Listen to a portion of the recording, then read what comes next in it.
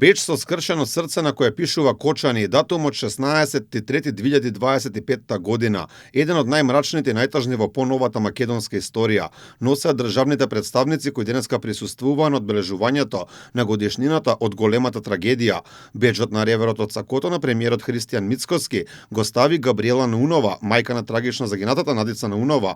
Таков доби и претседателката на државата Гордана Силјановска-Давкова. Двајцата беа во првиот ред во паркот на револуцијата во Кочани, каде што утрово се служеше молитва за упокоените во трагичниот настан.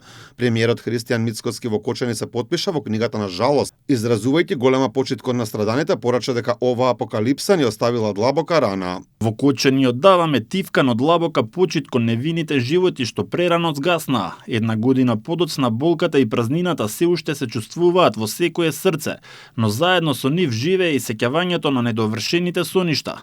Нека споменот за нив остане вечен, а нашата заедничка човечност и единство нека бидат сила што ќе не води напред.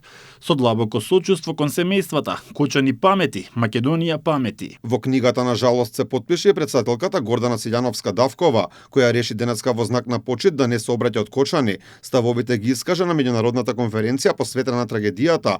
Сепак денот го одбележа со објава на социјалните мрежи каде напиша дека до крајот на животот ќе ја помни сликата од утрото по трагедијата, но и дека воспоставената и интензивна координација меѓу македонските институции, здравствениот систем и меѓународните партнери овозможи спасување на многу млади човечки животи.